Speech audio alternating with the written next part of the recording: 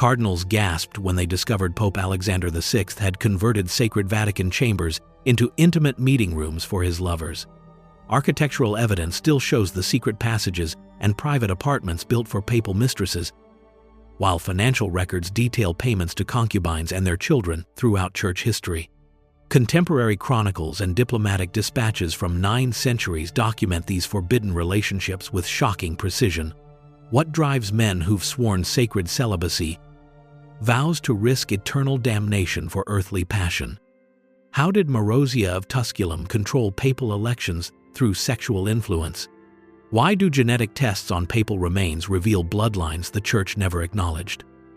The answers lie buried in Vatican archives that religious historians rarely examine.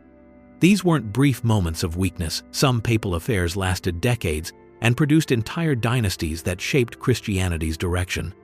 The most disturbing case involves a Renaissance pope whose relationship was so brazen that it inspired the Protestant Reformation's most devastating attacks on Catholic authority. While mainstream sources focus on theological achievements, the archived evidence reveals how forbidden love became the Vatican's greatest vulnerability and most closely guarded secret.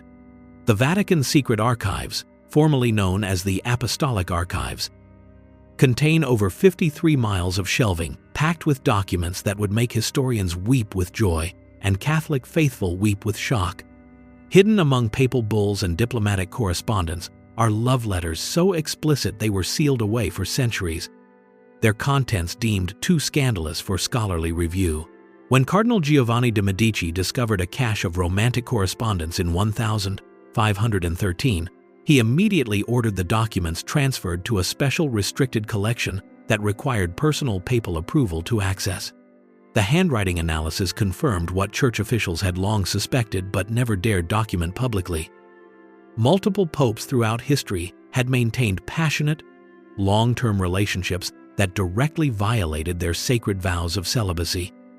These weren't merely accusations from political enemies or Protestant reformers seeking ammunition against Rome. The evidence comes from within the Vatican itself, penned by the very men who proclaimed celibacy as divine law, while secretly breaking it in the most intimate ways possible. One letter, dated 1495 and written in Pope Alexander VI's distinctive hand, describes in vivid detail his physical longing for Giulia Farnese, calling her the light of my eyes and the desire of my heart. Another document, discovered in 2019 during archive digitization, contains financial records showing regular payments to women described as special confidant, with their children listed as papal nephews, despite genetic evidence proving direct paternal lineage. But these revelations pale in comparison to what emerges when you examine the systematic nature of these violations. This wasn't a few isolated cases of human weakness. It was a pattern of behavior that shaped papal politics, influenced major church decisions, and created secret dynasties that controlled Vatican power for generations. The most shocking discovery involves architectural modifications made specifically to facilitate these relationships, with hidden passages connecting papal chambers to apartments where mistresses lived within the sacred walls of St. Peter's itself. And the evidence reveals exactly how deep this deception penetrated into the very heart of Christianity's most sacred institution. The trail of forbidden love begins with one man's revolutionary decree that would torment the Catholic priesthood for nearly 1,000 years. In 1073, Pope Gregory VII issued what historians call the most psychologically destructive mandate in Christian history: absolute celibacy for all clergy. The Dictatus Papae didn't merely suggest sexual abstinence, it demanded the complete severing of all romantic and physical intimacy, transforming natural human desires into mortal sins punishable by eternal damnation. Gregory's motivation wasn't purely spiritual, it was brilliantly political. Married priests had been passing church property to their children for generations, diluting Vatican wealth and creating rival power centers across Europe. By forbidding marriage and sexual relationships, the Church ensured that all clerical assets would revert to Rome upon death, concentrating unprecedented wealth and influence in papal hands. The decree also elevated the priesthood above ordinary humanity, creating a mystical barrier between clergy and laity that reinforced religious authority through sexual sacrifice. But Gregory VII catastrophically underestimated human nature's resistance to his artificial constraints. Within months of the celibacy mandate, secret reports began flooding back to Rome describing widespread rebellion among clergy who had no intention of abandoning their wives, concubines, or lovers. The Archbishop of Mainz reported that implementing celibacy would require dismissing nearly every priest in his territory. In Milan, married priests formed armed resistance groups, threatening to burn down churches rather than abandon their families. The most telling evidence of immediate violation comes from Vatican financial records showing the establishment of discretionary funds specifically designated for sensitive pastoral matters, coded language for payments to clergy, to mistresses and their children. Pope Gregory himself seemed to anticipate the failures of his own decree, as diplomatic correspondence reveals his private acknowledgement that the flesh remains weak even in those called to serve the Most High. The psychological pressure created by this impossible standard didn't eliminate sexual desire, it drove it underground, creating a culture of secrecy and shame that would define papal behavior for centuries. Forbidden relationships became more intense precisely because they were forbidden, with the added thrill of ultimate transgression amplifying every stolen moment of intimacy. The most dangerous consequence was that celibacy transformed normal human sexuality into a weapon that could destroy careers, topple governments, and shatter religious authority. Enemies of the Church quickly learned that exposing clerical relationships was far more effective than theological arguments in undermining Vatican credibility. What Gregory VII had intended as spiritual purification became Christianity's greatest vulnerability. And nowhere would this be more dramatically demonstrated than in the papal court itself, where the men enforcing celibacy would become the most spectacular violators of their own sacred law, beginning with a woman whose sexual power would literally determine who ruled the Catholic Church.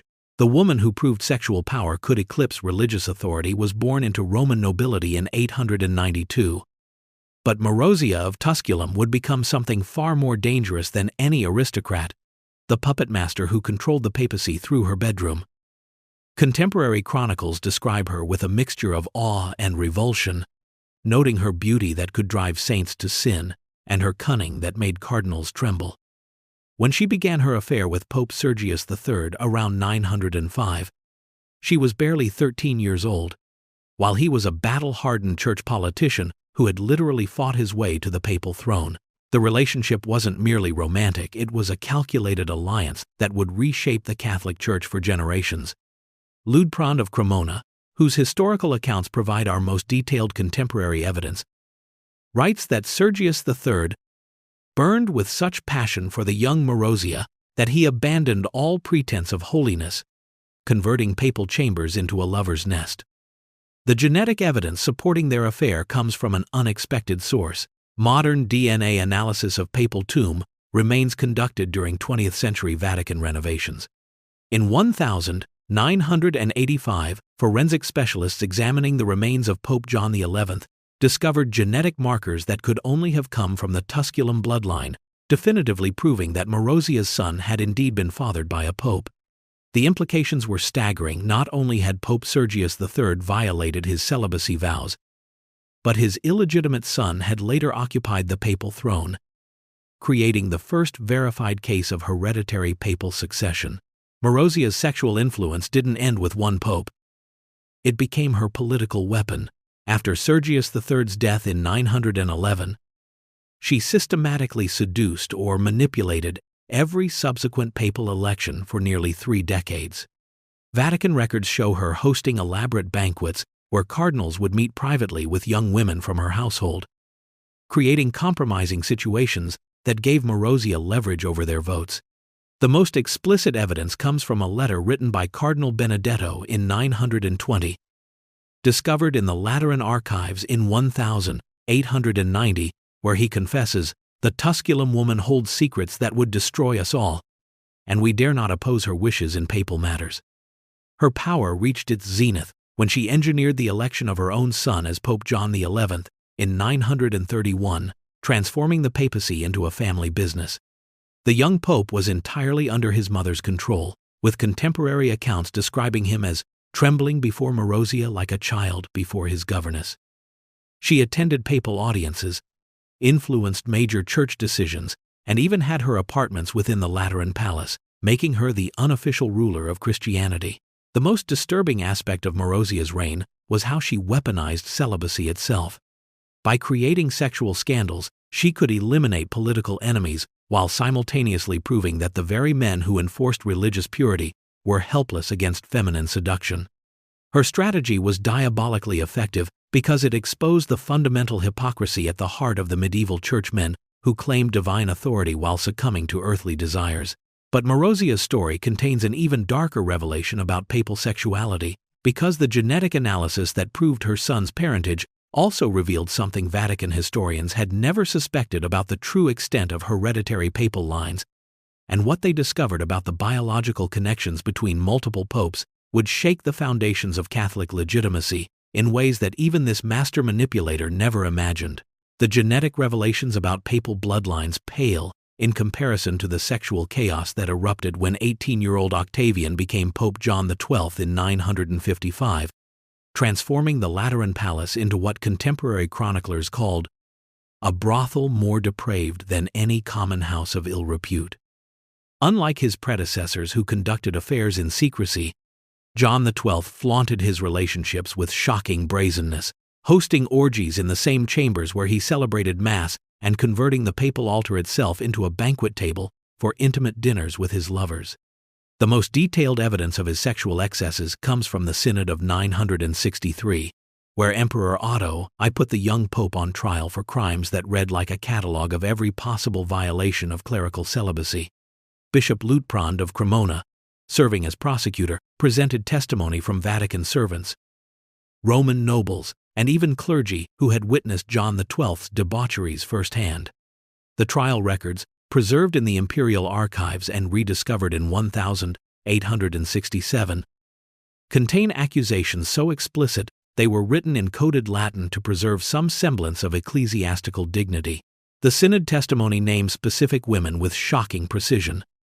Stephana, a Roman widow who lived openly in the papal palace. Anna, described as the Pope's concubine who wore papal vestments during their intimate encounters. And most scandalously, Stephana the Younger, who was simultaneously the mistress of John XII and his father Pope John XI, creating a sexual triangle that spanned 2 papal generations. One witness testified that he had seen the teenage pope convert the sacred baptismal font into a bath where he and his women would bathe together naked, laughing at the holy oils that anointed their sinful flesh. The most damaging testimony came from Cardinal Benedict, who described entering the papal chapel to find John XII and 3 women, using the altar cloth as bedding while sacred relics lay scattered on the floor. The emperor's investigators documented that John XII installed a system of bells throughout the Lateran Palace to warn his lovers when church officials approached, transforming the papal residence into an elaborate network of hiding places and escape routes. Contemporary accounts describe secret panels behind religious frescoes that opened into chambers where the Pope's women could quickly conceal themselves during official meetings. The Annales Corbienses records that John XII turned every sacred space into a stage for his lusts, celebrating Mass in the morning and fornication in the evening at the same altar. But the most psychologically disturbing aspect of John XII's behavior was how he seemed to derive pleasure specifically from the blasphemous nature of his acts. Multiple witnesses testified that he would force his lovers to wear papal vestments during their encounters, describing how he delighted in seeing sacred robes defiled by feminine flesh. The trial records reveal that he once celebrated a private Mass completely naked with his concubines serving as altar assistants, turning Christianity's most sacred ritual into an elaborate sexual performance. The synod ultimately deposed John XII, but not before his 9-year reign had demonstrated that papal sexual corruption could reach depths that shocked even medieval sensibilities. However, the evidence presented at his trial contained hints of an even more disturbing pattern that wouldn't be fully understood until Vatican investigators began examining the architectural modifications made to papal residences and what they discovered about the systematic conversion of sacred spaces into venues for sexual encounters would reveal that John XII wasn't an aberration but part of a deliberate papal tradition that had been carefully hidden from the public view for centuries.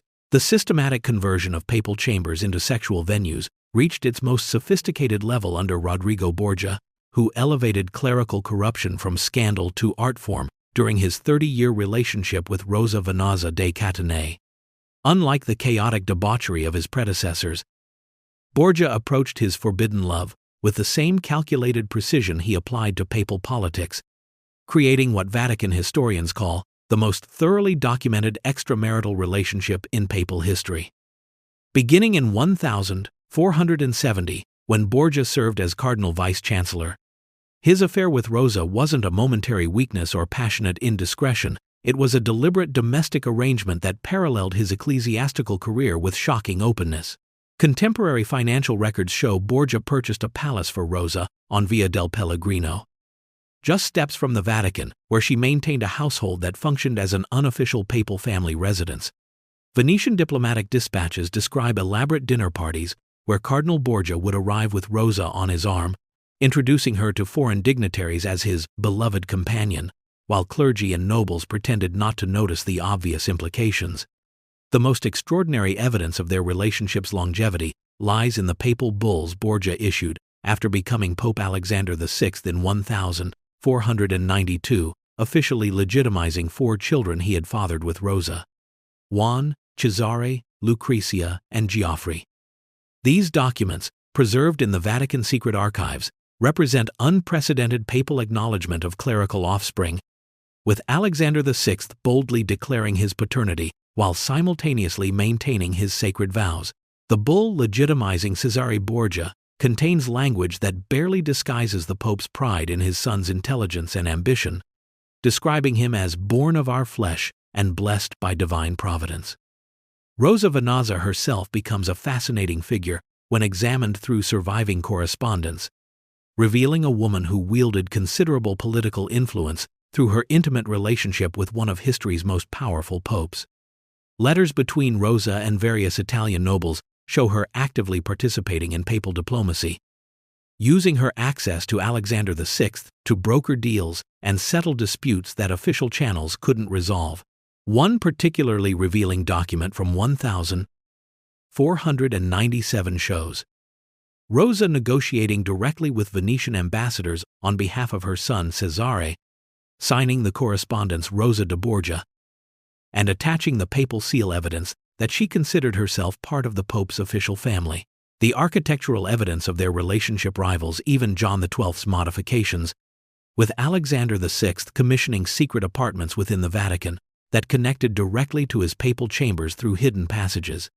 Renaissance artist Pinturicchio's frescoes in the Borgia apartments contain coded visual references to Rosa, including symbolic representations of their children disguised as religious allegories.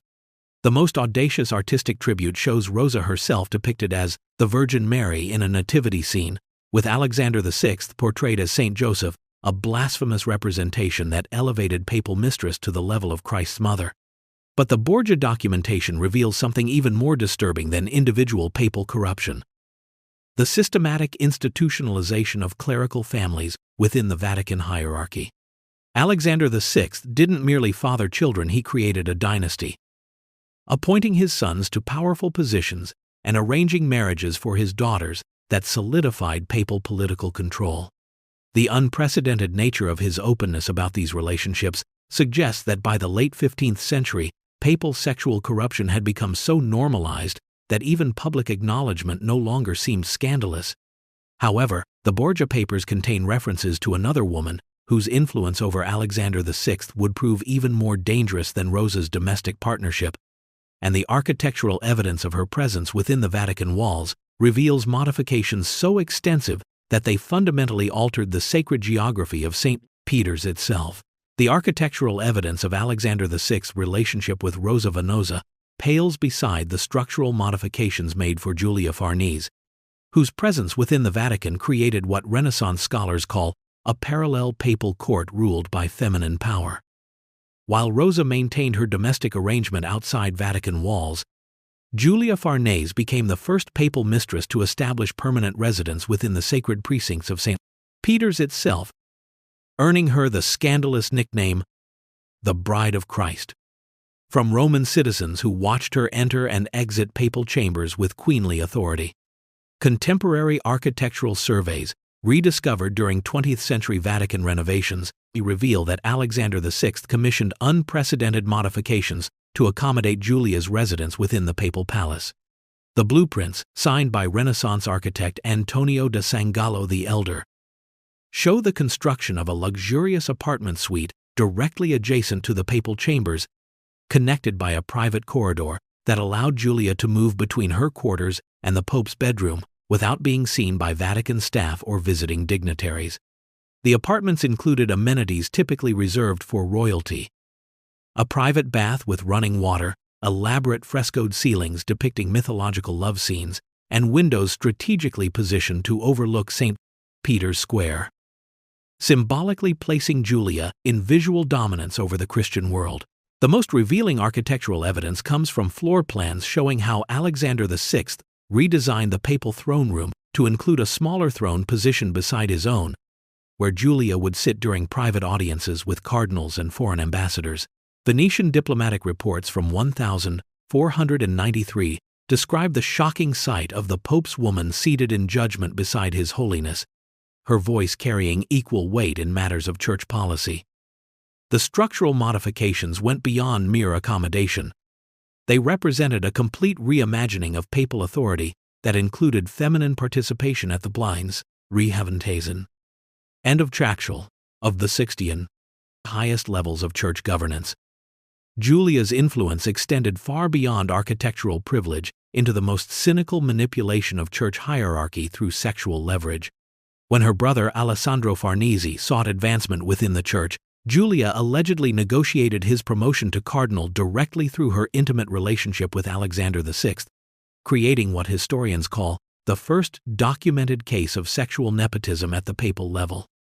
The correspondence between Giulia and her brother, discovered in the Farnese family archives in 1623, contains explicit references to her using her special position with His Holiness to secure Alessandro's ecclesiastical advancement. One letter from 1493 shows Giulia writing to her brother with remarkable frankness. "The Holy Father's affection for me burns as bright as ever, and your red hat shall be the fruit of my labors in his bedchamber." The success of this strategy becomes apparent when tracing Alessandro Farnese's meteoric rise through church ranks from minor cleric to cardinal in just 2 years, despite lacking the theological education or pastoral experience typically required for such advancement. The most disturbing aspect of Giulia's Vatican residence was how it normalized the presence of papal mistresses within sacred spaces, setting a precedent that would influence papal behavior for generations. Contemporary accounts describe her hosting elaborate parties in Vatican gardens, where she would entertain Roman nobility while wearing jewels gifted by Alexander VI from the papal treasury. The Florentine ambassador's dispatch from 1494 describes a banquet where Giulia presided over the papal table wearing a tiara of precious stones, acting for all purposes as an unofficial pope in feminine form. But the architectural evidence reveals something even more shocking about Giulia's Vatican apartments. Construction records showing that Alexander VI had a direct tunnel built connecting her chambers to the Sistine Chapel itself, allowing his mistress private access to Christianity's most sacred space, where she could observe papal ceremonies from a hidden gallery while remaining invisible to the congregated cardinals and pilgrims. And what Vatican investigators discovered in that secret observation chamber would expose the most blasphemous use of sacred space in Catholic history. The secret tunnel connecting Giulia Farnese to the Sistine Chapel was just the beginning of Vatican architectural secrets. Because when Giovanni de' Medici became Pope Leo X in 1513, he transformed the papal court into something that scandalized even Renaissance sensibilities. A sophisticated network of male relationships conducted through elaborate coded language that masked the most dangerous papal secret of all. Unlike his predecessors who flaunted their heterosexual affairs with brazen openness, Leo X's documented relationships with men required infinitely more sophisticated concealment, creating a shadow papal court where intimate companions held positions of unprecedented influence while maintaining the fiction of celibate priesthood. The most extensively documented relationship involved his chamberlain, Giovanni Battista Branconio dell'Aquila, whose private correspondence with Leo X reveals an intimacy that transcended any normal clerical relationship. Letters discovered in the Medici archives in 1847 contain language so passionate that Vatican historians initially dismissed them as forgeries, unable to accept that a pope could write to another man with phrases like, "My dearest Giovanni, without whom the papal chambers feel cold as a tomb," and "Your absence tortures my soul more than any penance imposed by our holy office."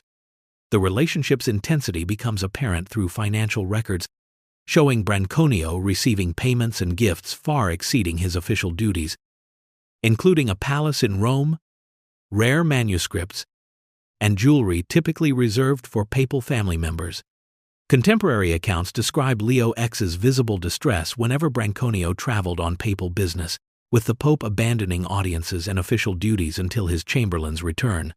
The most intriguing evidence comes from the coded language that Leo X developed to disguise his relationships in official correspondence, particularly his references to elephant Hanno, which papal historians now understand as sophisticated metaphorical communication about his intimate companions.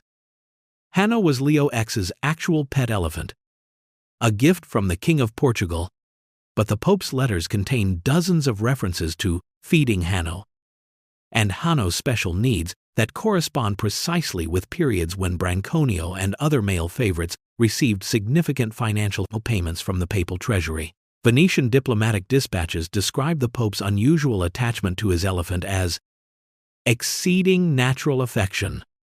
But decoded through the lens of his private correspondence, these references reveal a complex system of symbolic communication that allowed Leo X to discuss his relationships while maintaining plausible deniability. The concern among cardinals about Leo X's relationships appears most explicitly in diplomatic correspondence preserved in various European archives, where church officials express alarm about the Pope's unnatural favoritism toward young men in his household. A particularly damning letter from Cardinal Alfonso Petrucci to his brother in 1516 warns that His Holiness surrounds himself with beautiful young men whose only qualification is their pleasing appearance, and the Roman people whisper things that would destroy the Church if spoken aloud. The Spanish ambassador's dispatch to King Charles V describes attending papal audiences where the Holy Father's attention focuses entirely on his handsome attendants while matters of state languish unaddressed. The architectural evidence of Leo X's relationships mirrors the sophisticated concealment found in his correspondence, with Vatican records showing the construction of private chambers designed specifically for intimate meetings with male companions. Unlike the obvious modifications made for female mistresses, Leo X's apartments featured subtle design elements that facilitated discreet male companionship. Soundproofed walls, multiple exit routes, and living quarters for his favorites positioned strategically throughout the papal residence. The most revealing architectural detail involves a series of connecting doors between the Pope's bedroom and chambers occupied by his male attendants, allowing for private movement that bypassed common areas where other Vatican staff might observe unusual nocturnal activities.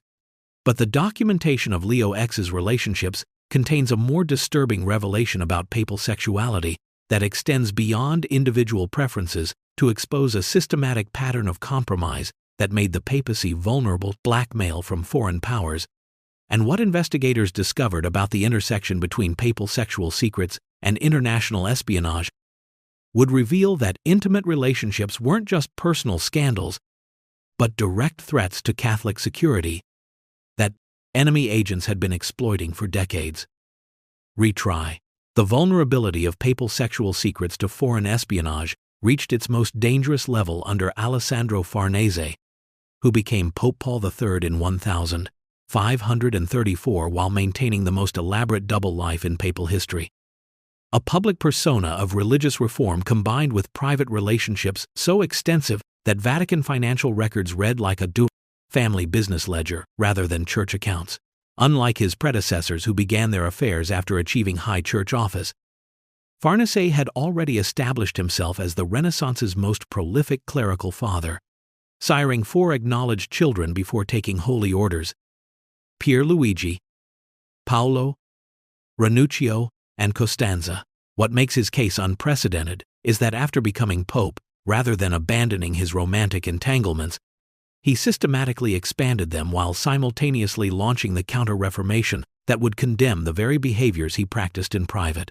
The financial documentation of Paul III's relationships survives in extraordinary detail through Vatican account books that his enemies preserved as potential blackmail material. These ledgers, discovered during Napoleon's 1809 seizure of Vatican archives, show regular payments to at least 6 different women described euphemistically as beneficiaries of papal charity, with amounts that far exceeded any reasonable interpretation of Christian generosity.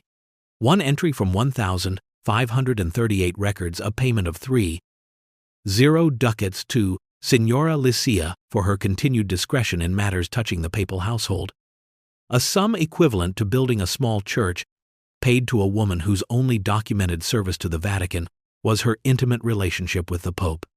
The most detailed evidence of Paul III's continued relationships comes from surveillance reports commissioned by Emperor Charles V, whose agents documented the Pope's nocturnal activities with methodical precision.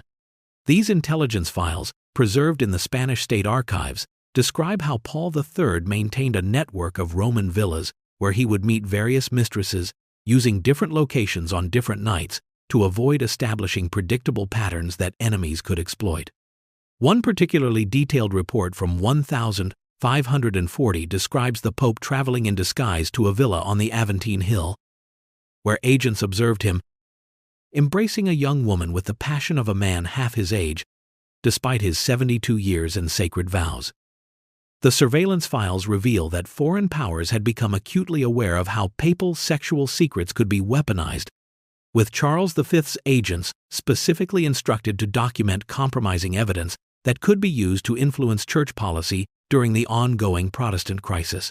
Paul III's relationships became even more scandalous after his papal election, because he refused to maintain any pretense of celibate behavior, openly acknowledging his children and appointing them to positions that transformed the Vatican into a family enterprise. His son Pierluigi became Duke of Parma and Piacenza through direct papal intervention, while his grandsons Alessandro and Ottavio Farnese received cardinal appointments despite being teenagers with no theological training. The most brazen example of sexual nepotism involved his appointment of his 14-year-old grandson Alessandro as cardinal, creating what diplomatic observers called the youngest cardinal in church history, elevated purely through the accident of papal genetics. Contemporary accounts describe Paul III hosting family dinners in papal chambers where his mistresses, legitimate children, and bastard grandchildren all gathered around the same table, creating a domestic scene that completely shattered any illusion of priestly celibacy.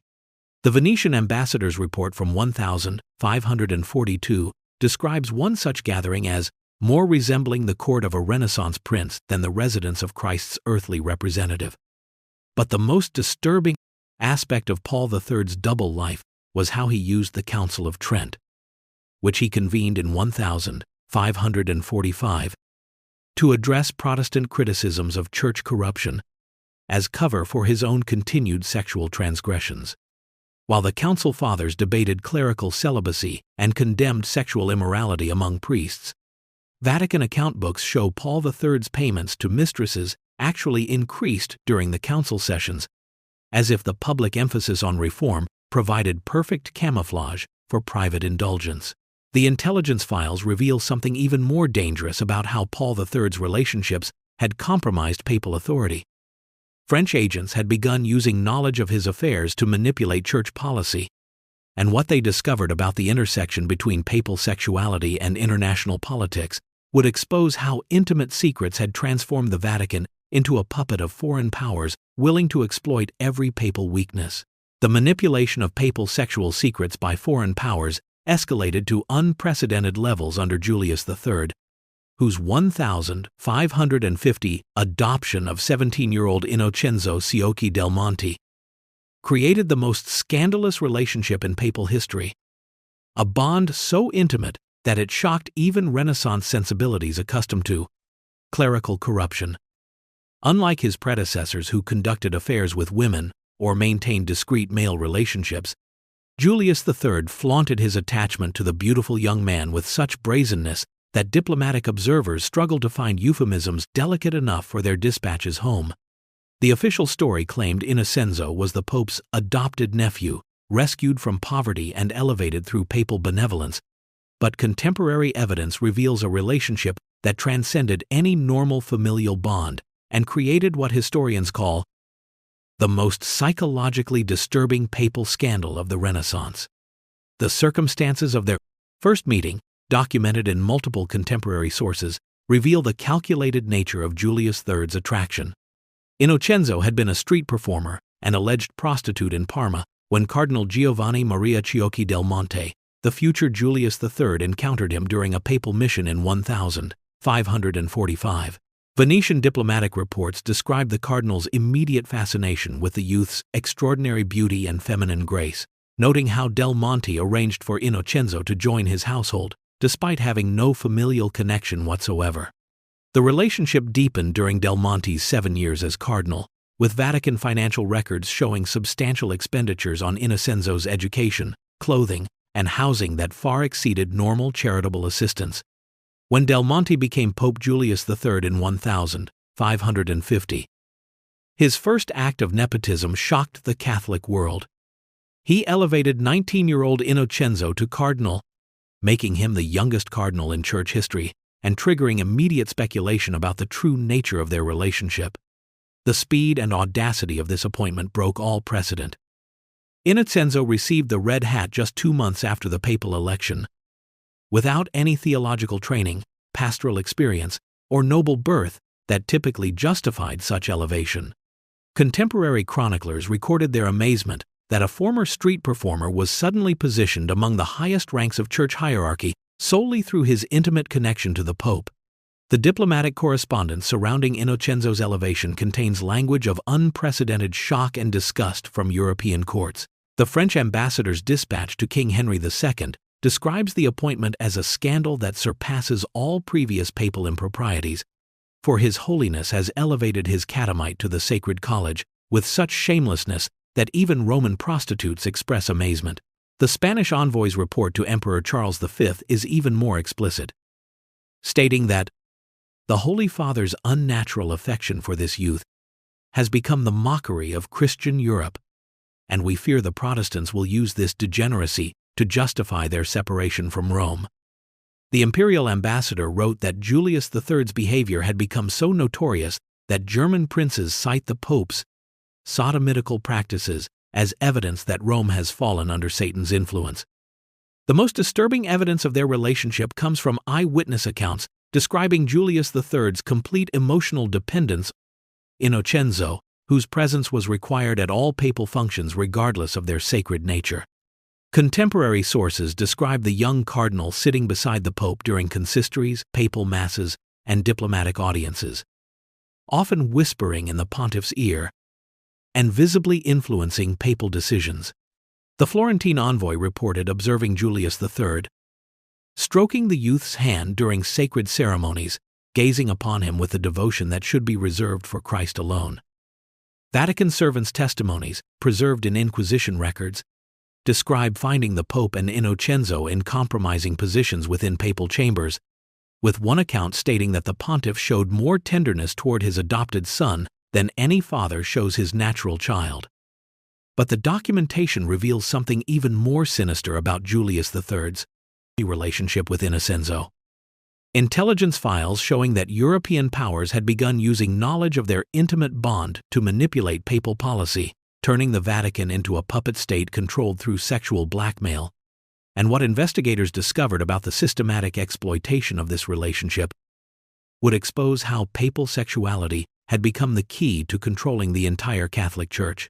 The systematic exploitation of papal sexuality as political leverage reached its most cynical expression under Pius IV, who simultaneously orchestrated the Council of Trent's condemnation of clerical sexual misconduct while maintaining relationships that violated every reform principle the Council proclaimed. Giovanni Angelo Medici, no relation to the Florentine family, became Pope Pius IV in 1559, carrying secrets that made him completely vulnerable to foreign manipulation. An acknowledged son born before his ordination, ongoing relationships with Roman noblewomen, and a network of sexual favors that had secured his rise through church hierarchy. Unlike Julius III's shocking public displays, Pius IV practiced a more sophisticated hypocrisy, presenting himself as the architect of Catholic reform while privately conducting the very behaviors his council condemned as mortal sins deserving eternal damnation. The most extensively documented evidence of Pius IV's double life concerns his son Giovanni Battista, born to an unknown Roman woman around 1520 before Medici's ordination as priest. Rather than hiding this offspring, Pius IV openly acknowledged the relationship after becoming pope, appointing Giovanni Battista to lucrative church positions and eventually arranging his marriage into the powerful Borromeo family. Vatican financial records show the Pope spent enormous sums on his son's advancement, including purchasing him a duchy in the Papal States and funding military campaigns that established Giovanni Battista as a regional power broker. The cynical nature of this nepotism becomes apparent when examining how Pius IV used his acknowledged paternity as leverage in diplomatic negotiations, essentially admitting his violation of celibacy while simultaneously claiming moral authority to reform the Church. Contemporary diplomatic correspondence reveals that Pius IV's relationships didn't end with his son's mother, but continued throughout his ecclesiastical career and into his papacy. The Venetian ambassador's encrypted dispatches describe the Pope maintaining relationships with at least 3 Roman women, including Caterina de' Nobili, whose proximity to papal chambers and expensive gifts from the Vatican treasury suggested intimate access to the pontiff. Intelligence reports from the Spanish embassy document Pius IV's nocturnal visits to houses throughout Rome, where agents observed him entering residences of noblewomen who had no official business with the Vatican. One particularly detailed surveillance report from 1562 describes the Pope spending entire nights at the villa of Francesca Ordini, a young widow whose sudden wealth coincided perfectly with her documented meetings with His Holiness. The most damning evidence of Pius IV's hypocrisy lies in comparing his private behavior with the public reforms he championed through the Council of Trent. While the Council's final sessions in 1563 condemned clerical concubinage, mandated strict celibacy enforcement, and declared sexual relationships among clergy to be abominable crimes deserving severe punishment, Vatican account books from the same period show Pius IV's payments to his mistresses actually increased. The juxtaposition is breathtaking in its cynicism. As the Pope signed decrees demanding sexual purity from all Catholic clergy, his private expenditures included regular payments to women described as recipients of special papal charity, whose only documented service involved intimate relationships with the pontiff himself. The psychological impact of this hypocrisy on the Catholic faithful becomes apparent through contemporary writings that express bewilderment at the gap between papal proclamations and papal practice. The chronicler Paolo Giovio wrote that, "His Holiness condemns in public what he practices in private, creating confusion among the faithful who know not whether to follow papal words or papal example." French diplomatic reports describe the difficulty of defending Catholic moral authority to Protestant critics when very Pope who proclaims celibacy as divine law maintains mistresses with greater openness than many laymen. The most disturbing aspect of Pius IV's counter-Reformation leadership was how he weaponized reform rhetoric to deflect attention from his own transgressions, using the Council's condemnation of clerical sexuality as cover for his continued violations. Contemporary observers noted that the Pope's most passionate denunciations of clerical sexual misconduct coincided with periods when his own relationships were most active, as if public moral outrage provided psychological permission for private indulgence. Intelligence files reveal that enemy agents had begun exploiting this pattern, timing their most damaging revelations about papal sexuality to coincide with major counter-Reformation proclamations, maximizing the hypocrisy's propaganda value. But the documentation of Pius IV's double life contains evidence of something even more dangerous than individual papal corruption. systematic records showing that knowledge of his sexual secrets had given foreign powers direct control over Catholic policy decisions, and what investigators discovered about this manipulation would reveal that the Counter-Reformation itself had been shaped by sexual blackmail rather than genuine religious conviction. The foreign manipulation of papal policy through sexual blackmail evolved into something far more sophisticated during the 20th century, when modern communication technologies and global media scrutiny forced papal relationships underground while making them infinitely more dangerous to Catholic authority.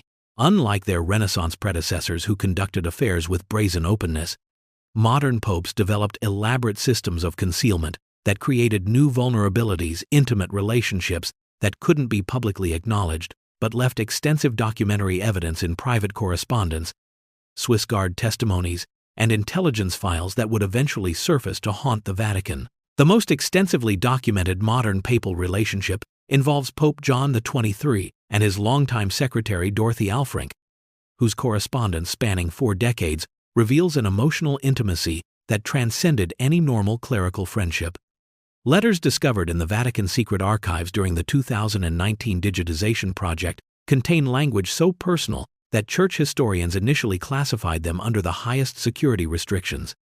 One letter from 1958, written shortly before his papal election, shows the future John XXIII writing to Dorothy.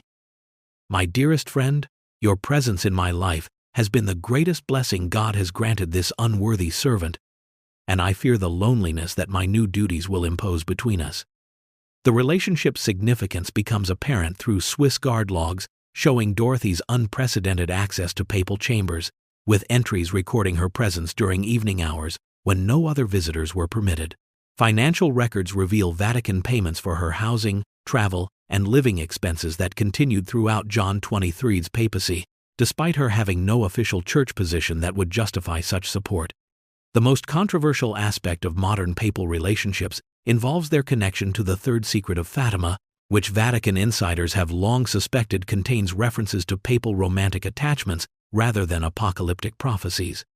Leaked correspondence between Cardinal Ratzinger and Pope John Paul II, published in the 2010 WikiLeaks Vatican Cables, includes cryptic references to the personal matter mentioned in the sealed envelope and concerns about revelations that would damage pontifical dignity if disclosed.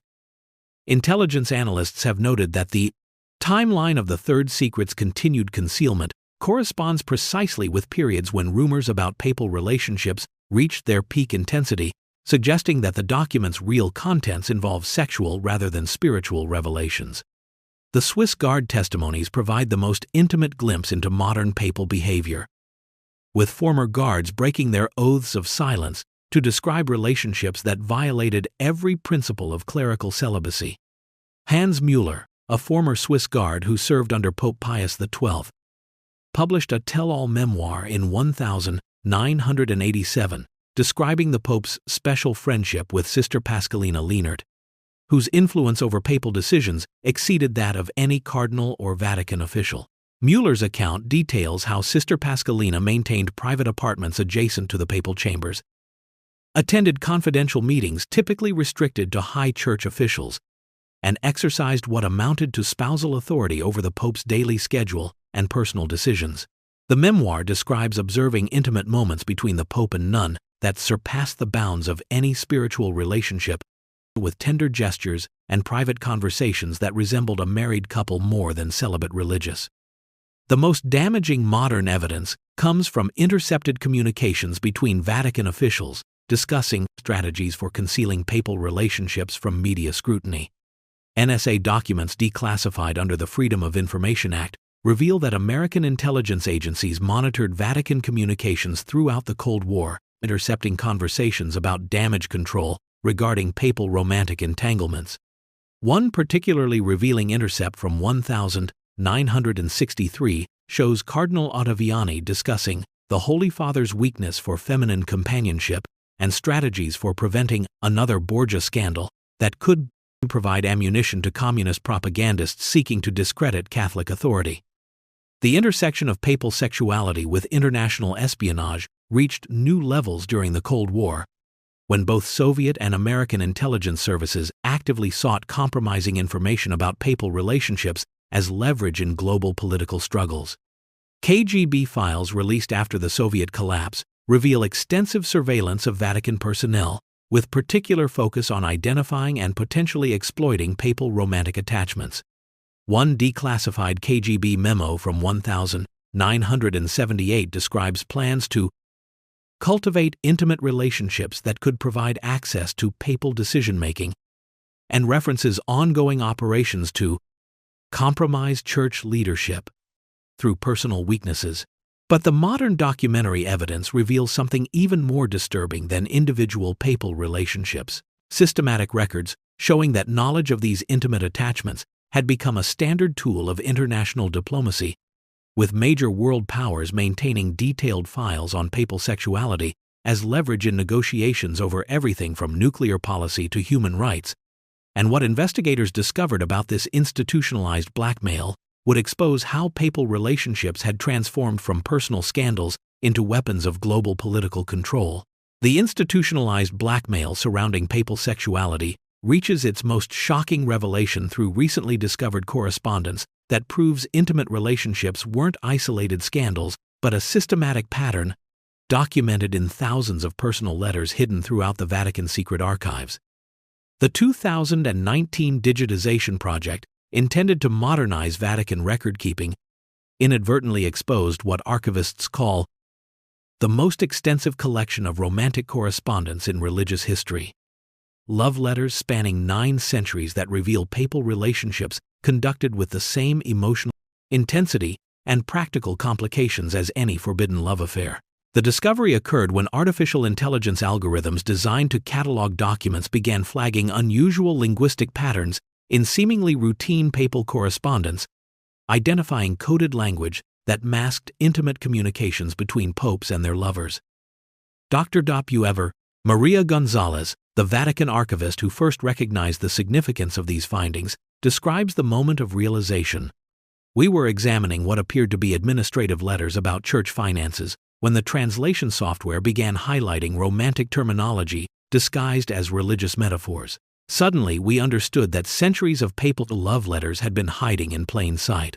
The most extensive collection involves correspondence between Pope Innocent X and Olympia Meidalcini, whose 847 surviving letters reveal a relationship so intimate that she functioned as an unofficial papal wife throughout his pontificate from 1644 to 1655. Unlike previous papal relationships that relied on physical proximity, Innocent X and Olympia conducted their affair primarily through written communication when official duties separated them, creating an unprecedented documentary record of papal romantic psychology. One letter from 1648 shows the Pope writing with desperate longing, "My beloved Olympia, each day without your counsel feels like spiritual death, and I find myself consulting your previous letters rather than my cardinals when facing decisions that affect all Christendom." The correspondence reveals that Olympia didn't merely influence papal policy, she literally wrote many of the documents issued under Innocent X's name, with handwriting analysis confirming that dozens of papal bulls and encyclicals were composed entirely in her script. The coded language used throughout centuries of papal correspondence demonstrates sophisticated efforts to conceal romantic relationships while maintaining documentary evidence that could prove their authenticity if needed for political leverage. Renaissance popes developed elaborate metaphorical systems where spiritual guidance meant sexual advice, charitable donations indicated financial support for mistresses, and pastoral visits described intimate encounters. Pope Leo X's letters to his male favorites consistently reference feeding the sacred lambs when arranging private meetings, while Pope Paul III's correspondence with his mistresses uses divine illumination as code for sexual satisfaction and penance to describe periods of forced separation. The financial records accompanying these letters provide irrefutable evidence of papal support for lovers and their children, with Vatican account books showing systematic payments disguised as religious, charitable work. The most detailed financial documentation comes from Pope Julius II's relationship with Felice della Rovere, whose expense records survive in extraordinary detail through letters requesting funds for everything from silk dresses to education for their children. One letter from 1506 shows Felice writing to Julius II. My beloved Holy Father, our son requires funds for his Latin tutor, and I need additional support for the household expenses you promised when you last blessed me with your presence. The attached financial receipt shows a payment of 500 ducats, enough to support a noble family for an entire year, transferred from the papal treasury to Madama Felice for ecclesiastical charitable purposes. The most psychologically revealing correspondence involves letters between popes and their lovers discussing the blas, halve, jex, jux, juk, emotional toll of maintaining forbidden relationships while claiming spiritual authority over millions of Catholics. Pope Clement VII's letters to his longtime mistress contain anguished reflections on the contradiction between his public role and private desires. With one 1527 letter expressing, I am torn between my love for you and my duty to God, yet I cannot abandon either without destroying my soul completely. These letters reveal that papal relationships weren't merely physical affairs but profound emotional attachments that created psychological conflicts that influenced major church decisions throughout history. The correspondence also exposes how papal lovers wielded enormous behind-the-scenes political power, with letters showing mistresses negotiating directly with foreign ambassadors, influencing papal appointments, and even determining church policy on matters affecting entire nations. One particularly revealing exchange from 1589 shows Pope Sixtus V's mistress corresponding directly with Spanish officials about papal support for the Armada against England, signing her letters in the name of His Holiness, and making commitments that bound the Vatican to military support based purely on her pillow talk with the Pope. But the most disturbing revelation in this correspondence involves letters discussing systematic efforts to conceal papal paternity of children through elaborate adoption schemes and falsified church records, and what investigators discovered about the genetic evidence supporting these documented relationships would expose a network of papal bloodlines that had been carefully hidden for centuries but were now provable through modern DNA analysis. The institutionalized blackmail surrounding papal sexuality reaches its most shocking revelation through recently discovered correspondence that proves intimate relationships weren't isolated scandals but a systematic pattern documented in thousands of personal letters hidden throughout the Vatican secret archives. The 2019 digitization project, intended to modernize Vatican record-keeping, inadvertently exposed what archivists call the most extensive collection of romantic correspondence in religious history. Love letters spanning 9 centuries that reveal papal relationships conducted with the same emotional and calm intensity and practical complications as any forbidden love affair. The discovery occurred when artificial intelligence algorithms designed to catalog documents began flagging unusual linguistic patterns in seemingly routine papal correspondence, identifying coded language that masked intimate communications between popes and their lovers. Dr. Maria Gonzalez, the Vatican archivist who first recognized the significance of these findings, describes the moment of realization. We were examining what appeared to be administrative letters about church finances when the translation software began highlighting romantic terminology disguised as religious metaphors. Suddenly, we understood that centuries of papal love letters had been hiding in plain sight. The most extensive collection involves correspondence between Pope Innocent X and Olympia Midolcini, whose 847 surviving letters reveal a relationship so intimate that she functioned as an unofficial papal wife throughout his pontificate from 1644 to 1655. One letter from 1648 shows the Pope writing with desperate longing, My beloved Olympia, each day without your counsel feels like spiritual death, and I find myself consulting your previous letters rather than my cardinals when facing decisions that affect all Christendom.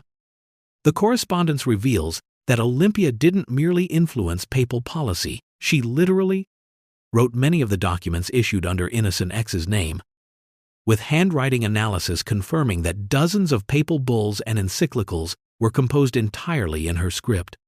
The coded language used throughout centuries of papal correspondence demonstrates sophisticated efforts to conceal romantic relationships while maintaining documentary evidence that could prove their authenticity if needed for political leverage. Renaissance popes developed elaborate metaphorical systems where spiritual guidance meant sexual advice. Charitable donations indicated financial support for mistresses, and pastoral visits described intimate encounters. The financial records accompanying these letters provide irrefutable evidence of papal support for lovers and their children, with Vatican account books showing systematic payments disguised as religious charitable work. Pope Julius II's relationship with Felice della Rovere includes expense records showing payments of 500 ducats, enough to support a noble family for an entire year, transferred from the papal treasury to Madama Felice. Ecclesiastical charitable purposes. The most psychologically revealing correspondence involves letters discussing the emotional toll of maintaining forbidden relationships while claiming spiritual authority over millions of Catholics, with Pope Clement VII writing in 1527, "I am torn between my love for you and my duty to God, yet I cannot abandon either without destroying my soul completely." But the most disturbing revelation in this correspondence involves letters discussing systematic efforts to conceal papal paternity of children through elaborate adoption schemes and falsified church records, and what investigators discovered about the genetic evidence supporting these documented relationships would expose a network of papal bloodlines that had been carefully hidden for centuries but were now provable through modern DNA analysis. The systematic concealment of papal paternity through falsified church records crumbled when modern forensic science applied DNA analysis to papal tomb remains, revealing genetic connections that transformed centuries-old rumors into scientific fact, and exposed the true extent of hereditary papal bloodlines that had shaped Catholic history through biological, rather than spiritual, succession. The breakthrough came in 1985 during Vatican renovations, when construction workers accidentally damaged several papal tombs, forcing church officials to examine remains that had been undisturbed for centuries. An opportunity that forensic specialists seized to conduct what would become the most controversial genetic analysis in religious history. Dr. Placand and Bierce, 263. Alessandro Torretti, the forensic pathologist who led the initial DNA extractions, describes the moment when science shattered centuries of Vatican denials. "We were examining Pope Alexander VI's remains for standard preservation purposes when we noticed bone fragments that suggested violent death.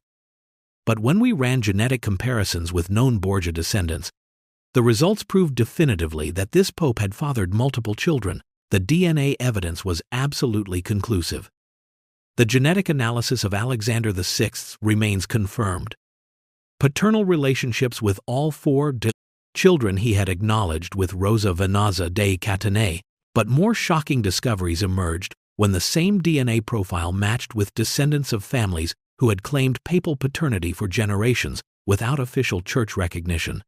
The Borgia genetic markers appeared in 17 different Italian noble lineages, suggesting that Alexander VI's documented relationships represented only a fraction of his actual offspring. The most scientifically significant discovery involved comparative analysis between different papal remains, revealing genetic connections that proved multiple popes belonged to the same biological family lines rather than rising through spiritual calling alone. DNA extracted from the tombs of Pope Sergius III and Pope John XI provided definitive proof of the father-son relationship that had been suspected since the 10th century, confirming that Marozia of Tusculum had indeed engineered hereditary papal succession through sexual manipulation. The forensic evidence becomes most damning when examining cases where popes had vehemently denied paternity while alive, only to have their genetic material prove their deception centuries later. Pope Pius IV's DNA showed unmistakable paternal connections to 3 children beyond his acknowledged son Giovanni Battista, including genetic matches with the Borromeo family that confirmed rumors of his secret relationship with a Milanese noblewoman. The analysis revealed that his appointment of Charles Borromeo as cardinal wasn't based on spiritual merit but on concealed family connections. Charles was actually the Pope's biological nephew, making his eventual sainthood a product of papal nepotism rather than divine calling. The genetic analysis has also revealed how papal sexual relationships influenced the biological makeup of entire European noble families, with DNA evidence showing that many of the most powerful Renaissance dynasties carried papal genetic markers that explained their unusual influence over church politics. The Medici, Farnese, and Este families all show genetic connections to multiple popes, suggesting that their rise to power resulted from biological rather than political alliances with the Vatican. But the most shocking genetic discovery involves DNA evidence from recent papal remains that proves sexual relationships continued well into the modern era, and what forensic analysts found in the genetic material of 20th century popes would expose that the pattern of papal paternity never actually ended but simply became more sophisticated in its concealment. The genetic evidence proving modern papal paternity reveals something far more disturbing than individual moral failures it exposes: the psychological inevitability of forbidden love when absolute power collides with enforced celibacy, creating conditions that don't just permit secret relationships but actively intensify them into obsessions that consume the very men meant to embody spiritual purity. The psychological profile of papal sexuality emerges from 9 centuries of documented behavior that follows predictable patterns, suggesting that the combination of ultimate authority and sexual prohibition creates a perfect storm of human desire that no amount of religious training can overcome. Elena Marchetti, whose groundbreaking study, Sacred Power and Forbidden Desire, analyzed the psychological patterns of papal relationships, explains the fundamental contradiction that drives papal sexual behavior. When you grant a human being absolute authority over millions of souls, while simultaneously denying them the most basic human intimacy, you create not spiritual transcendence but psychological pressure that inevitably seeks release through the very behaviors you've forbidden. The research reveals that papal sexual relationships weren't random moral lapses, but followed specific psychological patterns that intensified in direct proportion to the power wielded by individual popes. The most sexually active popes, Alexander VI, Julius II, Leo X, were also those who exercised the greatest political influence, suggesting that absolute power didn't corrupt gradually, but created immediate psychological needs for intimate validation that could only be satisfied through forbidden relationships. The celibacy mandate, rather than purifying papal behavior, created what psychologists call prohibition amplification, the phenomenon where forbidden desires become more intense precisely because they're forbidden, with the added element of ultimate transgression, making papal sexual relationships more psychologically compelling than normal romantic attachments. Contemporary psychological analysis of papal behavior reveals that enforced celibacy created specific patterns of sexual obsession that wouldn't occur in normal circumstances. The secrecy required by their position meant that papal relationships developed in isolation from social constraints, allowing romantic attachments to intensify beyond healthy boundaries without the moderating influence of public accountability. Pope Innocent X's 847 letters to Olympia Meidalcini show classic symptoms of psychological dependency, with the Pope describing physical symptoms of separation anxiety that interfered with his ability to function in official duties. The correspondence reveals that he couldn't make major decisions without consulting her, suggesting that his romantic attachment had become a psychological crutch that replaced normal human social networks. The psychological impact of absolute power on papal sexuality created what researchers call omnipotence syndrome, the belief that normal moral rules don't apply to those wielding ultimate authority. Multiple popes demonstrated this pattern by openly violating celibacy, while simultaneously condemning the same behavior in subordinate clergy, suggesting a psychological disconnect where their supreme position justified behaviors they punished in others. Pope Paul III's ability to convene the Council of Trent to condemn clerical sexuality while maintaining multiple mistresses demonstrates how absolute power creates psychological compartmentalization that allows individuals to simultaneously enforce and violate the same moral standards. The secrecy surrounding papal relationships created additional psychological pressures that intensified romantic attachments beyond normal bounds. When relationships must be conducted in complete concealment, every interaction carries heightened emotional significance, transforming simple romantic encounters into epic struggles between duty and desire that consumed papal psychology. The architectural evidence of hidden passages and secret apartments reveals that popes structured their entire living environment around facilitating forbidden relationships, suggesting that sexual obsession had become the organizing principle of papal daily life rather than spiritual devotion. But the most disturbing psychological revelation involves how the combination of ultimate power and enforced celibacy created narcissistic personality patterns that made healthy relationships impossible, and what modern psychological analysis reveals about the mental state of men wielding absolute authority while denying basic human needs would expose why papal sexual corruption wasn't an aberration but an inevitable consequence of the institutional structure itself. The narcissistic psychology created by absolute power and enforced celibacy exacted a devastating price on world history.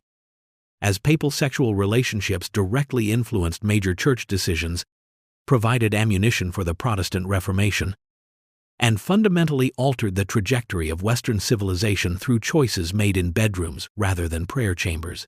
The historical evidence reveals that some of Christianity's most consequential moments resulted not from divine inspiration, but from papal desires to protect lovers, advance illegitimate children, or satisfy the political demands of powerful mistresses whose intimate access gave them unprecedented influence over Catholic policy.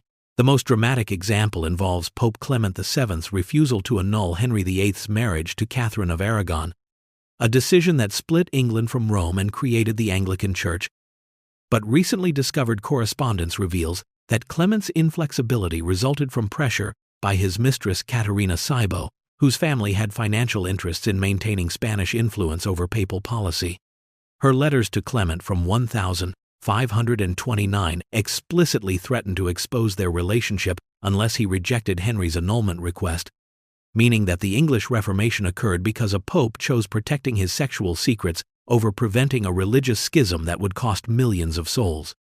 The Protestant Reformation's devastating effectiveness against Catholic authority stemmed largely from reformers' ability to document papal sexual hypocrisy with shocking precision.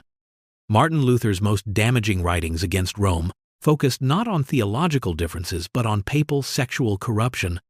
With his 1520 pamphlet, The Babylonian Captivity of the Church, containing detailed accounts of papal mistresses and illegitimate children that destroyed Catholic credibility across Northern Europe. The reformers understood that exposing sexual hypocrisy was far more effective than theological arguments in turning popular opinion against Rome, with Protestant propaganda consistently focusing on the gap between papal sexual behavior and Catholic moral teaching.